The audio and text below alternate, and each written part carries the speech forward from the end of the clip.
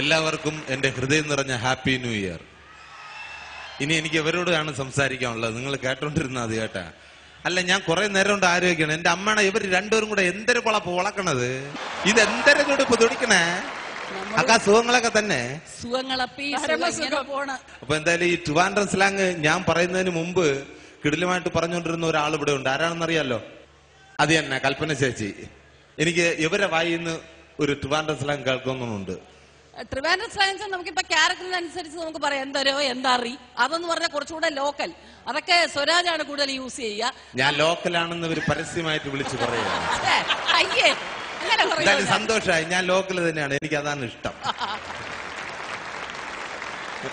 പിന്നെ ഞാൻ സുരാജിനോട് സംശയം ചോദിക്കട്ടെ. ഈ നമ്മുടെ കലാരൂപങ്ങളിൽ ഏറ്റവും എത്ര സൂപ്പർ താരങ്ങളുണ്ടെങ്കിലും ഒരു വേദിയിൽ മിമിക്രി അത്യാവശ്യമാണ് അല്ലേ ചാച്ചി? അതിനു മുമ്പ് ഒരു സംഭവം. ശരിക്കും ഇപ്പോ തിരുവനന്തപുരത്തിന്റെ ഹൃദയഭാഗത്ത് താമസിക്കുന്ന ഒരു വ്യക്തിയാണ് മഞ്ജു ചേച്ചി. പക്ഷേ തിരുവനന്തപുരം സ്ലാങ് അറിയില്ല എന്നാണ് പുള്ളിക്കാരി പറയുന്നത്. വീട്ടിൽ ചെന്ന് കഴിഞ്ഞാൽ ഇപ്പൊ ചോദിച്ചു കഴിഞ്ഞാൽ എന്റെ ഇല്ല, വന്നില്ല, ഉണ്ട്, റോട്ടോ, ഇങ്ങനെയൊക്കെ പറയും. പക്ഷെ വീട്ടിൽ ചെന്ന് കഴിഞ്ഞാൽ വീട്ടുകാരോടൊപ്പം ഫുള്ളായിട്ട് പറയുന്നത് എന്തിനാണെന്ന് അറിയാലോ? നേ അമ്മച്ചി, നിങ്ങൾ എത്തിരിപ്പല്ല പഴങ്കഞ്ഞി ഇങ്ങോട്ട് അടിക്കുന്നേ.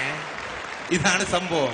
സുരാജ്, ഈ മിമിക്രി പഠിച്ചെടുക്കാൻ പറ്റുമോ?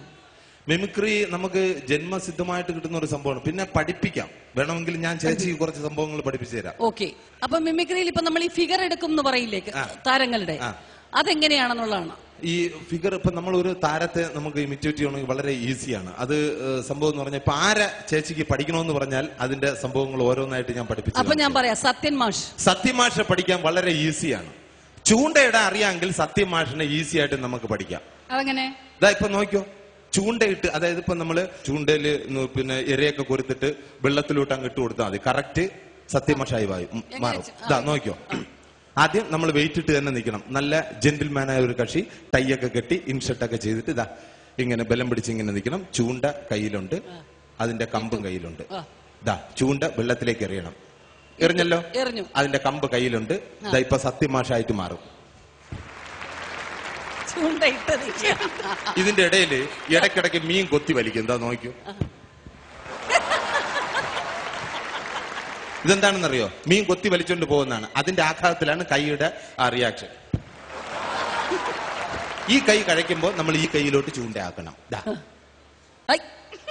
എപ്പോഴെങ്കിലും വലിയ മീൻ വന്ന് കൊത്തിക്കൊണ്ട് പോകുമ്പോ കാലിനും ചെല്ലം വരും. ഞാൻ നോക്കിയുള്ളൂ.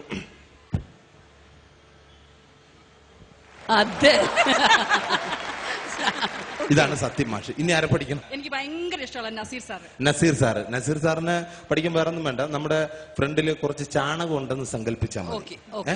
ഞാൻ നടന്നു വരുമ്പോ ദേ ചാണകത്തിൽ ചവിട്ടി എന്ന് പറഞ്ഞു കഴിഞ്ഞാൽ കറക്റ്റ് നസീർ സാറായി മാറും. ഇതാ നോക്കിയോ, ചാണകത്തിൽ ചവിട്ടി എന്ന് പറയണം. ഇതാ ചാണകത്തിൽ ചവിട്ടി. ഈ നോക്കുന്നതെന്ന് പറഞ്ഞു കഴിഞ്ഞാൽ ഇതിന്റെ സ്മെല്ല് എടുക്കുന്നതാണ്. അത് ശരി. ഇത് നോക്കിയോളൂ. ഇതെങ്ങനെങ്കിലും ഇതൊന്ന് വലിച്ചൂരണ്ടേ? അതിനു വേണ്ടിട്ട് ആരെങ്കിലും ഒന്ന് വിളിക്കുന്നതാണ്. വിളിക്കാൻ പറ്റിയില്ലെങ്കിൽ ഇതൊന്ന് ഊരിക്കഴിഞ്ഞാൽ കറക്റ്റ് പുള്ളിയുടെ ഡാൻസ് രംഗമായി മാറും. ഈ ചാണകം ഇളക്കാനുള്ള ശ്രമമാണ് ഇപ്പൊ കറക്റ്റ് നസീർ സാറായി മാറും.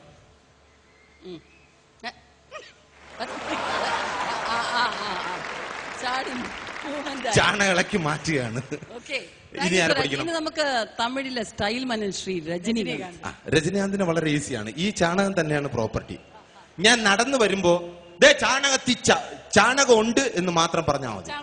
ദേ ചാണകം എന്ന് മാത്രം പറഞ്ഞു കഴിഞ്ഞാൽ തമിഴ് പറഞ്ഞോണ്ട് ചാണകം ഇരിക്കുന്നത്. അപ്പൊ കറക്റ്റ് ചേച്ചി അത് പറഞ്ഞോ. ഞാൻ നടന്നു വരുമ്പോ ഇപ്പൊ സ്റ്റൈൽ മനൻ രജനീകാന്തായി മാറും.